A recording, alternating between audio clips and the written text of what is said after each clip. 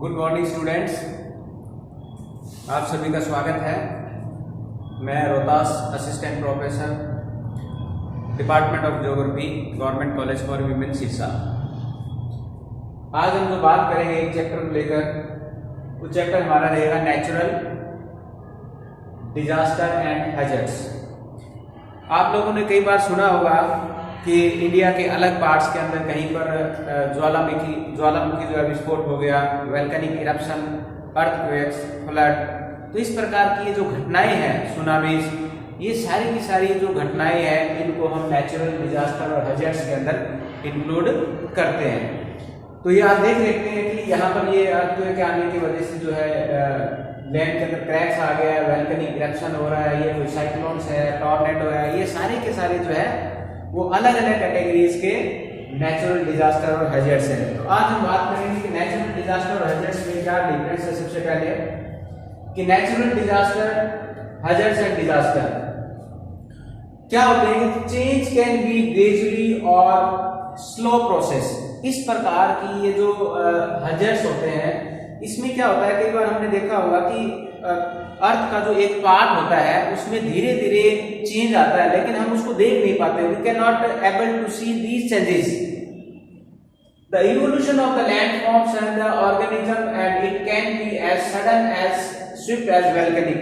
कई बार ये इतने जल्दी हो जाते हैं कि हमें मौका ही नहीं मिलता है कि हम कैसे उसे दूर भागे या कैसे उसे स्केप हो।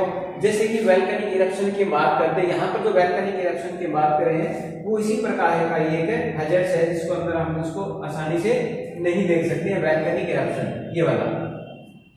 नेक्स्ट हम volcanic eruption, tsunami, earthquakes, lightning etcetera are the following of natural hazards. ये नेचुरल हैजर्ड्स है जिसको हम प्राकृतिक आपदाएं बोलते हैं। इसमें फिर आता है हमारा नेचुरल डिजास्टर, यानी कि जो संकट है वो क्या है, नेचुरल डिजास्टर क्या है, इसके बारे में बात करते हैं। What is a disaster? Disaster is an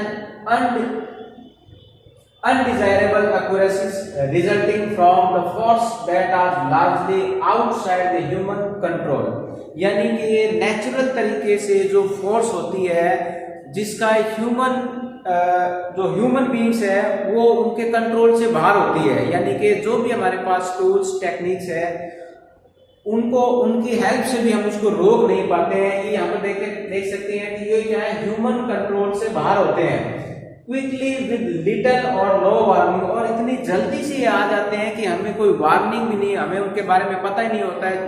for example कब वोल्केनिक इरप्शन हो गया या कब भूकंप आ गया, जिनके बारे में हमें पता नहीं होता है। Strike quickly with little or no warning which cause or threaten the serious disruptions of the life and property including death and injury। तो इससे क्या है, बहुत सारा हमें नुकसान उठाना पड़ता है, जिसमें कई बार आप लोगों ने देखा होगा कि बहुत सारी जो लाइफ डेथ हो जाती है, यानी कि बहुत सारे एनिमल्स, ह्यूमन बीइंग्स मारे जाते हैं और साथ साथ में प्रॉपर्टी का भी काफी नुकसान होता है। तो इसको हम बोलते हैं डिजास्टर। नेक्स्ट हम बात करते हैं टाइप ऑफ डिजास्टर की, यानी कि जो डिजास्टर है वो कितने टाइप्स के हो सकते हैं, कौन कौन सी उसकी कैटेगरी हो सकती है। तो डिजास्टर को हम दो कैटेगरी के अंदर डिवाइड करते हैं ब्रॉडली। हम there are two type of disaster, जिसमें हम बात करते हैं। तो पहली कैटेगरी का है that is natural disaster. Natural disaster वो डिजास्टर होते हैं जिन पे ह्यूमन बीइंग का कोई कंट्रोल नहीं होता है। They are outside from the human control, मानव के नियंत्रण से बाहर होते हैं, नेचुरल तरीके से आते हैं। फॉर एग्जांपल की आप देख सकते हैं, फ्लड हो गया, ड्राउट हो गया, लैंडस्लाइड्स हो गया, एवालांचेस हो गया, अर्थक्वेक्स, सुनामी, वोल्केनिक इरप्शन, यानी कि बाढ़, सूखा और जो लैंडस्लाइड, एवालांचेस है, जो भूस्खलन जिसको हम बोलते हैं, भूकंप हो गया, सुनामी हो गया या ज्वालामुखी का फटना। These are the some example of natural disaster. इसके साथ दूसरी कैटेगरी का जो डिजास्टर आता है वो है ह्यूमन मेड।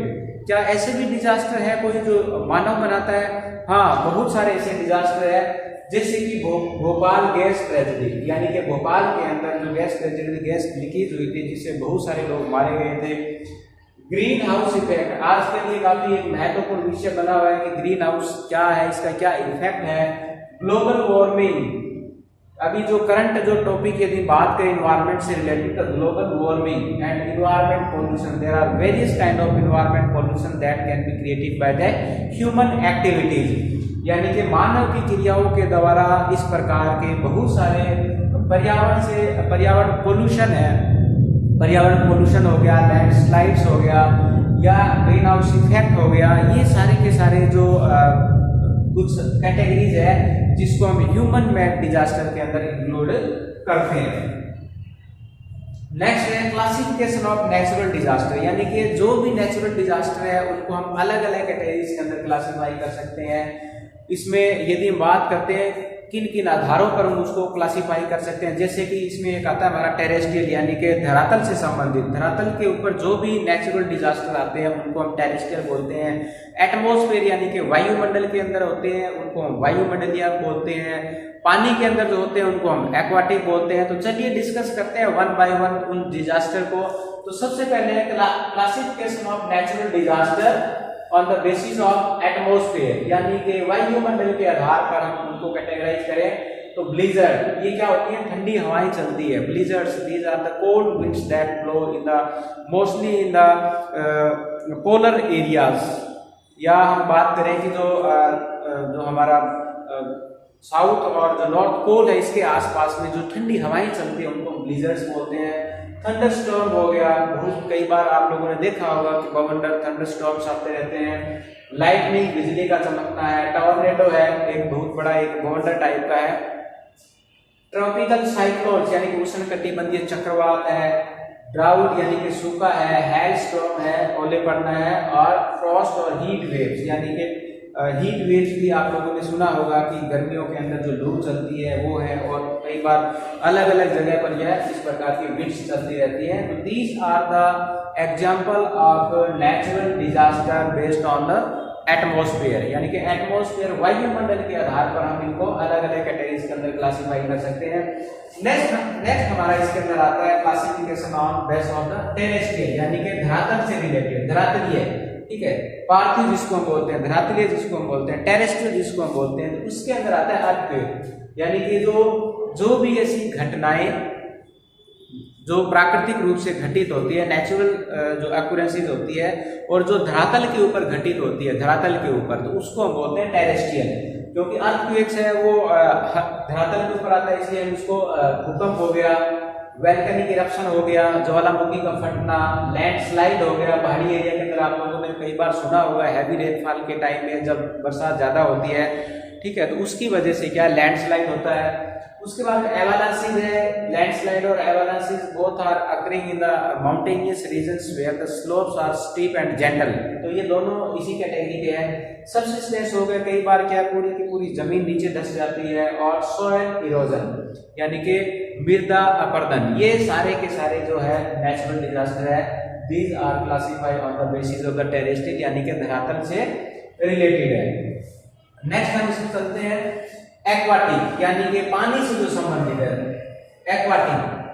एक्वाटिक जो है यानी कि जिसमें जो पानी से रिलेटेड ओशियंस के अंदर जो आते हैं या कहीं सी के अंदर आते हैं, ये हमारे इसके अंदर आते हैं। इसमें आता है हमारा फ्लड, ठीक है। फ्लड की बात करें तो फ्लड पानी के कारण ही आती है, हैवी रेनफॉल होती है और जो रिवर्स होती है उनके जो बैंक्स होते हैं वो टूट जाते हैं, फ्लड आती है। तो फ्लड भी क्या है कि डिजास्टर है। टाइडल वेव्स, जो वेव्स चलती है, ठीक है, यानी कि कोस्टल एरिया के अंदर कई बार टाइड्स आ जाती हैं। टाइड्स का ओरिजिन भी वोल्केनिक इरप्शन के समुद्र में वोल्केनिक इरप्शन आने से या अर्थक्वेक्स आने से टाइड्स जो है काफी हाई हो जाती है। इसी प्रकार से ओशियन करंट्स है, ओशियन करंट्स भी जो है भूकंप के कारण जो इनका ओरिजिन होता है। जो स्टॉर्म सर्ज, ये भी एक प्रकार की जो समुद्र के अंदर उठने वाली जो धाराएं हैं जो कि कोस्टल एरिया के अंदर ज्यादा इफेक्ट डालती हैं। एंड सुनामी, ये तो आप लोगों ने सुन ही रखा होगा कि सुनामी इनका ओरिजिन भी ओशियंस के अंदर अर्थक्वेक आने के कारण होता है। So these are the sub categories of the natural disaster based on aquatic. Next इसके अंदर आता है हमारा बायोलॉजिकल। तो तो इसके अंदर यदि हम बायोलॉजिकल की बात करें तो यदि सबसे बड़ा एग्जांपल यदि हम ले तो जैसे कि अभी कोरोना जो वायरस फैला वो पैंडेमिक जो है वो इसी से रिलेटेड है। The plants and animals as colonise, ठीक है, locusts the insect infection fungal, कई बार जो है इन्फेक्शन फैल जाते हैं fungus bacterials and viral disease such as the bird flu, dengue and coronavirus. These are the some example of the biological disaster.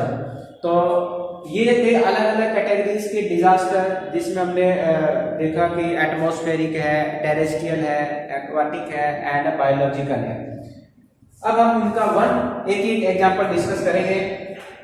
तो हम चलते हैं सबसे पहले natural disaster and hazards in India. तो इंडिया के अंदर अब हम बात करते हैं कि भारत के अंदर जो नेचुरल डिजास्टर और जो हैजर्ड्स है वो कहाँ कहाँ आते हैं, कहाँ कहाँ इनका ओरिजिन होता है और किस प्रकार से ये इंडियन जो पीपल्स है या इंडियन जो हमारा एरिया है उनको कैसे अफेक्ट करते हैं। तो इसके अंदर हम चलते हैं, हम बाय वन डिस्कस करते हैं। तो यहाँ देखिए सबसे पहले हम बात करेंगे अर्थक्वेक्स। अर्थक्वेक एक बहुत ही जो है खतरनाक और आप कह सकते हैं कि मोस्ट डेंजरियस नेचुरल डिजास्टर है जो ज़्यादातर जो है वहाँ ये आता है जहाँ पर प्लेट्स के अंदर जो मूवमेंट होती रहती है या दो प्लेटें आपस में कन्वर्ट होती है या आपस में कहीं स्लाइड्स होती है।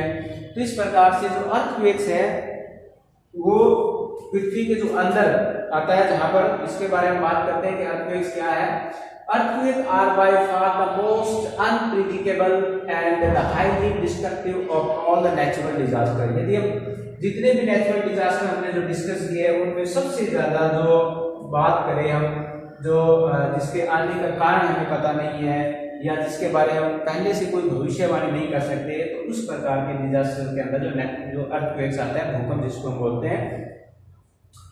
The earthquake results from A series of earth movement brought about by the sudden release of energy. Actually में जो अर्थक्वेक आता है वो पृथ्वी के अंदर जहां पर इसका ओरिजिन होता है वहां से उसकी जो एनर्जी होती है जो रिलीज होती है अलग अलग डायरेक्शन के अंदर, उनके कारण जो होता है during the tectonic activity in the earth crust, यानी कि हमारी जो अर्थ है उसके अंदर जो टेक्टोनिक जो एक्टिविटीज होती है उसके अंदर ये चीजें आती है। अब मैं आपको बताऊं कि टेक्टोनिक यदि एक्टिविटीज की हम बात करें तो इसके अंदर क्या चीजें हम इसमें ले सकते हैं, आपको बताता हूँ। नेक्स्ट इसमें चलते हैं।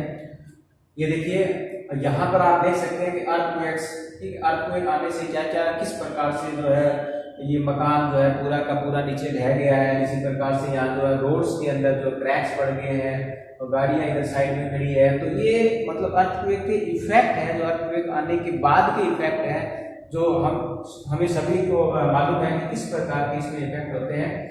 तो अब हम बात करते हैं कि जो अर्थक्वेक्स होता है उसकी आने की यदि हम उसको आगे फर्दर क्लासिफाई करें तो उसमें परिणाम और तीव्रता, यानी कि कोई भी जो भूकंप आता है उसके क्या परिणाम हो सकते हैं, क्या उसकी तीव्रता हो सकती है, यानी कि मैग्नीट्यूड्स एंड उसकी intensity. Magnitudes, the magnitude is determined by the use of seismograph. Actually में एक सिस्मोग्राफ इंस्ट्रूमेंट होता है जो इसकी जो इंटेंसिटी है या इसका जो मैग्नीट्यूड्स होता है, तीव्रता कितना, मतलब ये जो है कितना परिणाम, यानी कि सिस्मोग्राफ इस प्रकार का इंस्ट्रूमेंट है जो इसके परिणाम को शो करता है कि कितनी कैटेगरी का भूकंप आता है। जैसे कि आप लोगों ने सुना होगा कि 0.5 आ गया या 1.2 आ गया है, 5 है, 6 है, 7 है, इस प्रकार से अलग अलग इसकी कैटेगरीज होती है। जिस कैटेगरीज के अंदर जो भूकंप यानी कि हायर कैटेगरीज के भूकंप ज़्यादा आते हैं 5 पॉइंट के या 6 पॉइंट के, तो वो ज़्यादा जो है डिस्ट्रक्टिव होते हैं।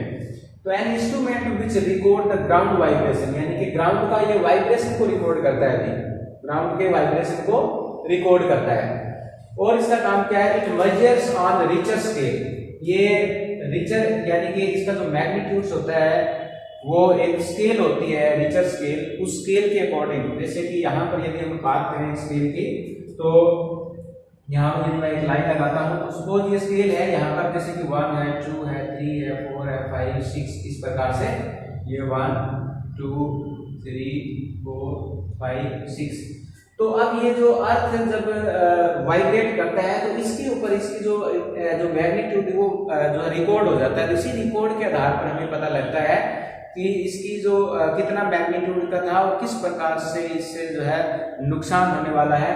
तो Richter scale developed by the Charles Richters and it's known after his name. ये जो रिचर स्केल जो है ये कार्ल्स रिचर ने बनाई थी, जिसके कारण ये इसको जो है रिचर स्केल के नाम से जाना जाता है, जो अर्थक्वेक के मैग्नीट्यूड को मेजर करता है। दूसरा इसके अंदर आता है intensity. What is intensity? It's the measure of the damage caused by the earthquake. अब ये क्या करता है, ये डैमेज को दिखाता है भी कितना डैमेज हुआ अर्थक्वेक से। It's measures by the MM scale, यानी कि modified Mercalli. MM is modified Mercalli scale developed by the Italian seismologist in 1902 and modified by the Wood and Newman in 1931।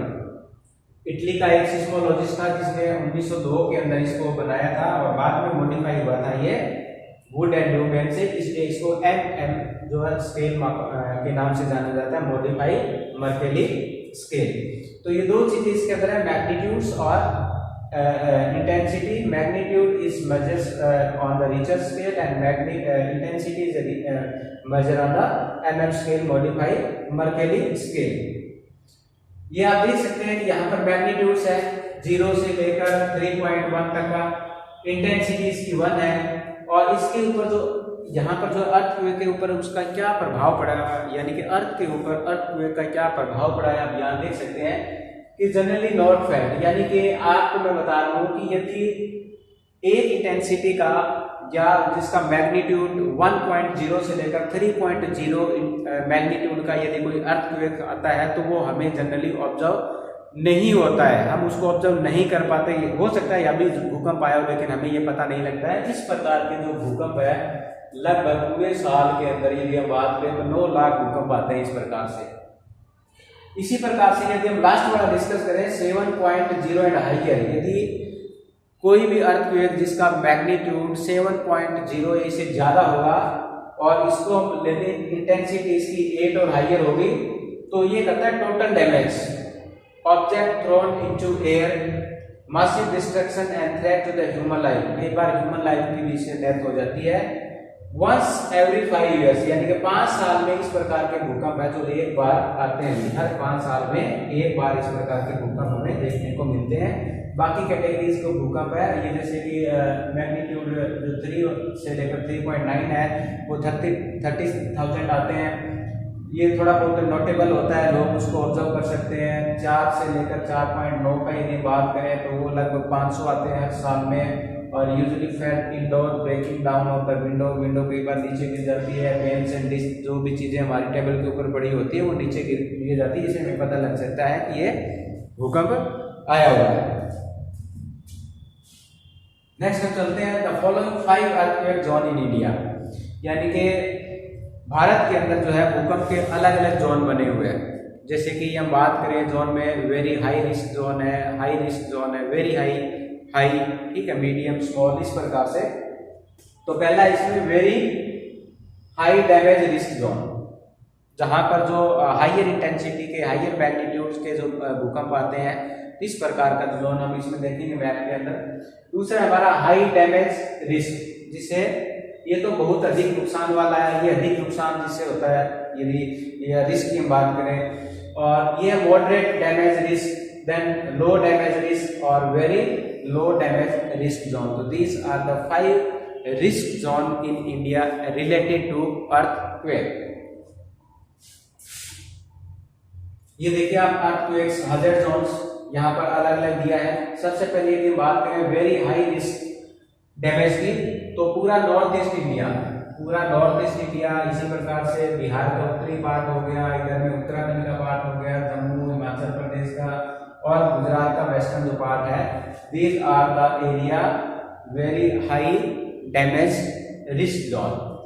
Next इसमें बात करते हैं जो वेरी डैमेज जो है इसके साथ ही लगते हैं हाई डैमेज है। यहाँ पर ये देखिए जो हमारा ये शिवालिक जो रेंज है यानी हिल्स एरिया है हिमालय के साउथ के अंदर, तो ये सारा का सारा जो है एरिया इसके अंदर आता है हाई डैमेज के अंदर। इधर जब बात करते हैं तो ये गुजरात का जो ईस्टर्न पार्ट इसके अंदर आता है, तो ये वाले जो एरिया है। इस प्रकार से यदि वेरी लो डैमेज की बात करें, वेरी लो जहां भूकंप आने के बहुत कम चांसेस है, वो हमारा है पेनिनसुलर प्लेट्यू या डेक्कन प्लेट्यू की यदि हम बात करते हैं, तो ये वाला एरिया। इसी तरह से ये उड़ीसा, छत्तीसगढ़ वाला पार्ट और मध्य प्रदेश, उत्तर प्रदेश, ये वाला जो पार्ट है, यहाँ पर हमें कम भूकंप देखने को मिलते हैं, क्योंकि यहाँ ये वाला जो एरिया स्टेबल जो टेबल लैंड के रूप में हमारे सामने है, एक पेनिनसुलर के रूप में सामने है, क्योंकि यहाँ से इंडियन जो प्लेट्स है नॉर्थ वार्ड इधर में शिफ्ट हो रही है उधर में, तो इसकी वजह से क्या होता है कि ऊपर से यूरेशियन प्लेट आ रही है, ठीक है, इधर से, और इधर से जो इंडियन प्लेट मूव कर रही है, तो जिसकी वजह से ये वाला जो जोन है जहाँ पर हिमालय माउंटेन लोकेटेड है, ये पूरा का पूरा एरिया यदि हम बात करें अर्थक्वेक के हिसाब से तो पूरा ये रिस्की जोन है। नेक्स्ट हम चलते हैं socio environment consequences of the earthquake, यानी कि अर्थक्वेक आने के बाद में इसके क्या सामाजिक और पर्यावरणीय जो है परिणाम हो सकते हैं। The idea of an earthquake is often associated with the fear and horror. यदि हम बात करते हैं अर्थक्वेक की तो वो हमें जो है एक फियर देता है, एक डर, एक महसूस जो हमें होता है, due to the scale, magnitude and suddenness at which the spread disaster on the surface of the earth without discrimination. यहाँ इसमें कोई डिस्क्रिमिनेशन नहीं चलता है, जब ये भूकंप आता है तो कहीं पर भी आ सकता है, किसी भी एरिया के अंदर आ सकता है। इस प्रकार से हम बात कर सकते हैं कि इसके अंदर अलग अलग तरह के अलग अलग कैटेगरीज के जो हमें भूकंप देखने को मिलते हैं जहां पर ये आता है। Effect of earthquake on ground, यदि हम ग्राउंड के ऊपर अर्थक्वेक की बात कर रहे हैं उसके क्या परिणाम हो सकते हैं, तो इसमें सबसे पहले फिशर्स, यानी कि उसमें क्रैक्स पड़ सकते हैं, जैसे कि अभी आपने पिक्चर्स के अंदर देखा होगा कि उसके अंदर छोटे छोटे क्रैक्स आ सकते हैं रोड्स के अंदर। सेटलमेंट कोलैप्स हो सकती है, कोई पहाड़ी एरिया के अंदर सेटलमेंट्स है तो पूरी की पूरी कोलैप्स हो गया। पिथौरागढ़ के अंदर एक बार भूकंप आया था और वहाँ पर काफ़ी सारे लैंडस्लाइड की वजह से पूरा का पूरा गांव जो है उसके अंदर मलबे के नीचे दब गया था। लैंडस्लाइड हो सकता है, पहाड़ी एरिया के अंदर जो है लैंडस्लाइड हो सकता है। लिक्विफिकेशन, ठीक है, इसके कारण क्या होता है, लिक्विफिकेशन क्या होता है, जिसमें पहाड़ी एरिया के अंदर जब पानी की मात्रा अधिक हो जाती है तो उसकी स्पीड ज़्यादा हो जाती है, एवलांचेस या लैंडस्लाइड, उसको लिक्विफिकेशन बोलते हैं। और अर्थ प्रेशर जो है और पॉसिबल और चेंज इफेक्ट, या इसका मतलब क्या है कि काफ़ी सारे नुकसान या इस प्रकार के बैड इफेक्ट हमें देखने को मिलते हैं भूकंप के कारण।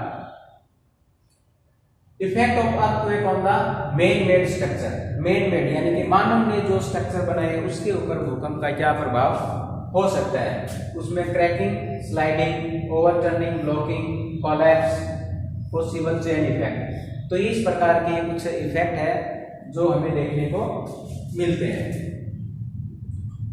Effect of earthquake on water, यदि हम वाटर की बात करते हैं तो क्या प्रभाव हो सकते हैं।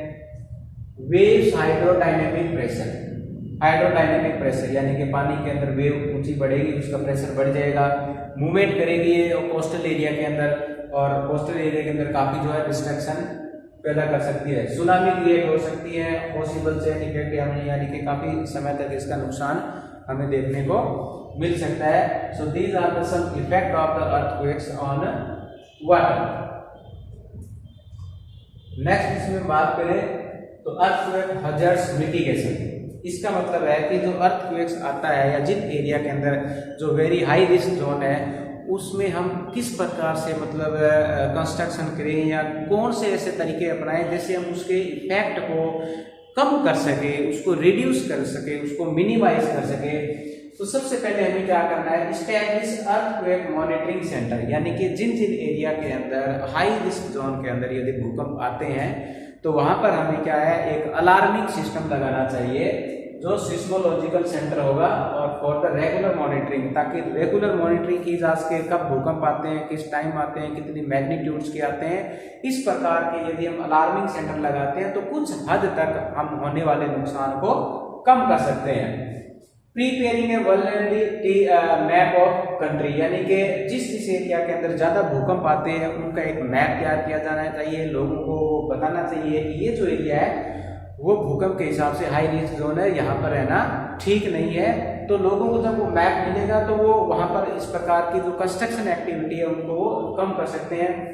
Modifying the house type and building designs in the vulnerable area, यानी कि जहाँ पर भी भूकंप आने के ज़्यादा चांसेस होते हैं वहाँ पर हमें घरों का डिजाइन या जो बिल्डिंग मटेरियल है उनको चेंज करना चाहिए, वो लाइट होने चाहिए या अर्थक्वेक रेजिस्टेंस होना चाहिए, ताकि अर्थक्वेक आने पर भी ज़्यादा नुकसान ना उठाना पड़े।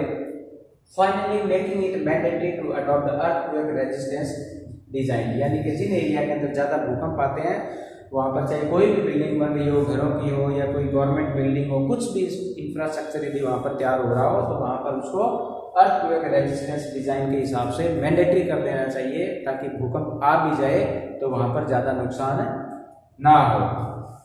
तो ये तो था अर्थक्वेक्स, और नेक्स्ट हमारा जो टॉपिक रहेगा सुनामी, उसको हम आने वाले वीडियो के अंदर डिस्कस करेंगे।